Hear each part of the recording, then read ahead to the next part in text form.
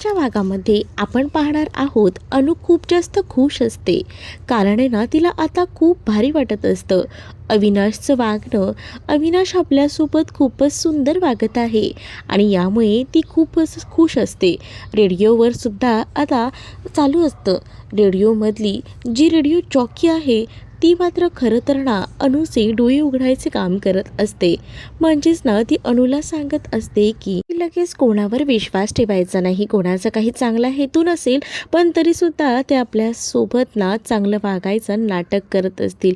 पण इकडे अनुला असं वाटत असते की तिचा अवि खरंच खूप सुधारला आहे, तो असं काही करत नसेल पण अवि खरंच नाटक करत असतो. त्याच्या आईचं आणि त्याचं मात्र हे बोलणं सुरू असतं. सीमाने कानात एअरफोन्स घातलेले आहेत म्हणून दोघंही जण गुपचूपपणे आता बोलत असतात. तेवढ्यातच ना आता अनु दोघांसाठीही चहा घेऊन येते. त्याच वेळेला अनुला अचानकपणे अविनाश म्हणतो की आपल्याला ना बाहेर जायचे. तर अनु म्हणते की कुठे जायचे सांगा ना, कारण घरात खूपच कामं पडलेली आहेत, बरीच कामं करायची आहेत आणि तसंही जेवणाचंही बाकी आहे. अगं घरातली कामं तर होतच राहतील, ती नंतर कर कधीतरी, पण आता ना जा, एवढं अविनाश म्हणतोय ना तर जा. एवढी आई सुधारलेली आहे, एवढं दाखवलं आहे म्हटल्यावर या आईच्या मागे काही ना काही गडबड तर आहेच. दुसरीकडे मात्र आता सीमा आहे ना, सीमा करेल की सगळी कामं असं देखील म्हटलं जातं. सीमा वहिनी, सीमाला तर आता टेन्शनच आलेलं असतं. यांचं चाललंय का, ही लोक मुद्दामून काही करतायत का. आणि त्याच वेळेला सीमाला आता चहाची कपं वगैरे दिली जातात आणि सगळ्या घराची जबाबदारी भाजी वगैरे सुद्धा तिलाच करायला सांगितली जाते. त्यामुळे सीमा चकित होते.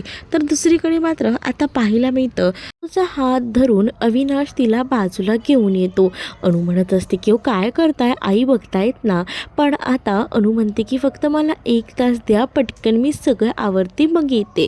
असं बोलून ती आतमध्ये निघून जाते. अविनाशला ना आता तिच्यासोबत ही वागण्याचा खरं तर खूपच जास्त कंटाळा येत असतो. तरीसुद्धा आता आईने सांगितले म्हणून तो तसं वागत असतो.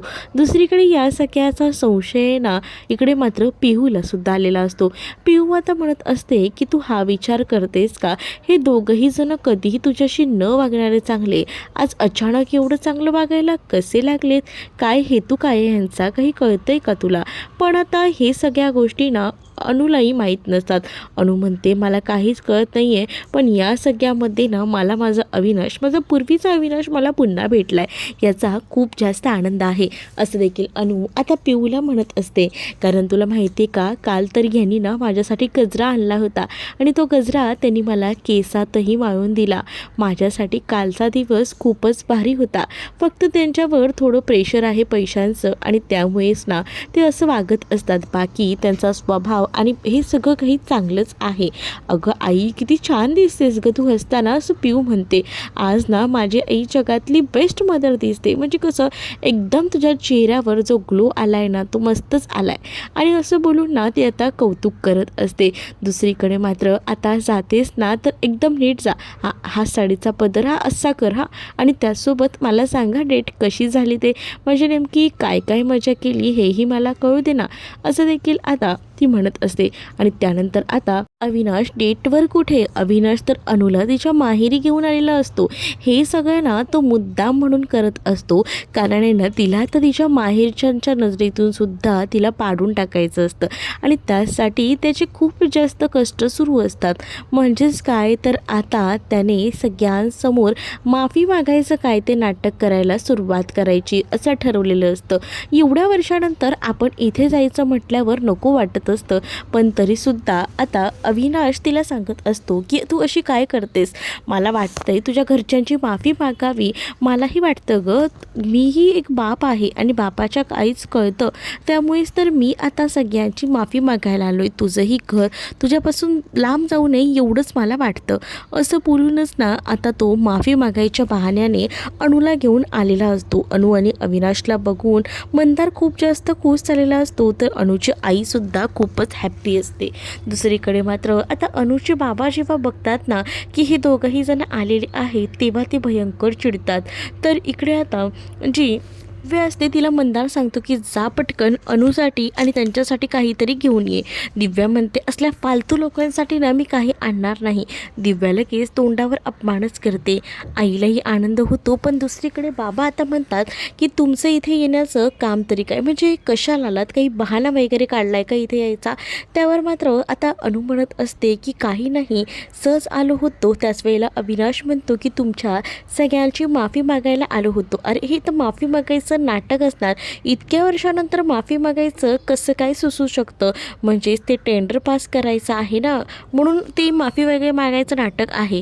त्यावर अविनाश म्हणतो की असं काही नाही हो, टेंडर पास करायचं ना तर ते मी कसंही करू शकतो. माझ्या मेहनतीला काही कमीपणा नाही येणार आहे. मी माझी मेहनत करून सगळ्या काही गोष्टी अरेंज करेनच, पण तरीसुद्धा मी तुमची माफी मागायला आलो आहे. पण तरीही इकडे अविनाशचं ऐकायला इथे मात्र ते तयार नसतात. ते सरळ अविनाशचा अपमानच करतात. अविनाशला म्हणत असतात की तू काय रे, तू असला पुरुषार्थ घेऊन फिरणारा आहेस ना की स्वतःकडनं जरी चूक झाली ना तरी त्याचं सगळं खापर आहेस ना तू त्या माझ्या मुलीवर फोडतोस आणि तिची इतकी मारहाण करतोस ना.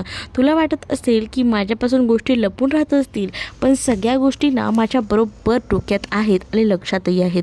तुला असं वाटत असेल की तू सुधारलायस आणि मला ही गोष्ट पटली आहे, पण मी ओळखून आहे तुला, तू काही झालं ना तरी सुधारणाऱ्यातला नाही आहे, असं देखील बोललं जातं. एवढं सगळं झाल्यानंतर अनुच्या वडिलांकडे जाते आणि अनुच्या वडिलांना अविनाशची बाजू समजावून सांगत असते. तुम्ही विचार करताय तसं अविनाश खरंच नाही आहे. ऐकून घ्या, समजून घ्या माझं. खरंच ते माझ्यावर खूप प्रेम करतात. मला हवं नको ते सगळं काही माझ्यासाठी पुरवतात आणि तुम्हाला वाटतंय ते सगळं चुकीचं आहे.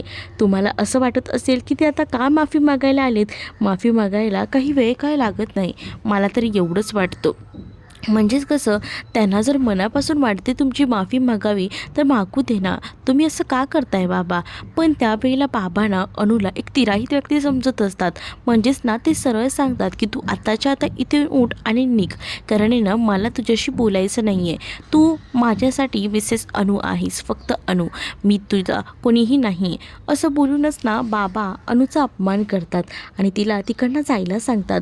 तर दुसरीकडे आता अविनाश भडकलेला असतो आणि अविनाश म्हणतो की काय ग, तू सुद्धा काय घेऊन बसलीस या तुझ्या वडिलांचं. मला आता कळलं आहे, यांना ना पैशांचा माज आलेला आहे, यांना ना बाकी काही नको आहे, यांना फक्त समोर पैसा दिसतोय ना म्हणून तुलाही ते सोडत नाही आहेत. आता मीही ठरवलं आहे या घरात पुन्हा पाऊल ठेवायला यायचं नाही आणि तुलाही या घरात पुन्हा पाऊलही ठेवू द्यायचं नाही. असंच आता तो रागारागात बोलत असतो. त्याच वेळेला आता त्याने अनुचा हातही धरलेला असतो, कारण अनु इतकं रडूनसुद्धा अनुचे बाबा तिचं ऐकत नसतात. म्हणून आता त्यांनी ही सगळी मर्यादा ओलांडलेली असते. खरं तर ना त्यालाच मुळात अनुचं माहेर हे तोडायचं होतं आणि त्यासाठी त्याला काही ना काही बहाणे हवे होते आणि आज त्याला हे बहाणे मिळालेले असतात. त्यामुळे आता तो ह्या सगळ्यामुळेच खुश असतो. दुसरीकडे मात्र आता अनुच्या हातात ना तो वडिलांचा हात सोडवतो आणि मात्र तो तिला घेऊन चाललेला असतो आणि तो सरळ सगळ्यांना सांगतो की आजच्या नंतर अनु इथे येणार नाही, कारण अनुचा आणि तुमचा काहीही संबंध नसेल. असं बोलूनच ना तो अनुचा हात धरतो आणि अनुला तिकडनं घेऊन जात असतो. त्याच वेळेला अनु म्हणत असते की अहो ऐका ना आधी, पण आता अनुचं तो ऐकायला तयार नसतो. त्याने अनुला आता बाहेर आणून सरळ आणि स्पष्ट सांगितलेलं असतं, बघितलंस का, तुझ्या वडिलांची मी माफी मागत होतो पण त्यांना ते सुद्धा नको आहे. म्हणजेच याचा अर्थ ना त्यांना काही गरज नाही आपली. म्हणूनच मीही तुला सांगतो आजच्या नंतर ना या घरात बिलकुलही यायचं नाही. या घराचा आणि तुझा कायमचा संबंध संपला असं बोलून तिचं माहेरही तो कायमचं संपवून टाकतो. खरं तर त्याचा मुळात हेतू तोच असतो की तिला तिच्या माहेरपासून तोडायचं, म्हणजेच तिला ना कुठचंच ठेवायचं नाही, असाच त्याचा हेतू असतो आणि तो हेतू आता साध्य झालेला असतो. त्यामुळे तो खूपच खुश असतो. मैत्रिणींनो, चॅनलवर नवीन असाल तर चॅनलला सबस्क्राईब करायला विसरू नका. चला तर भेटूया पुढच्या भागात. तोपर्यंत टाटा बाय.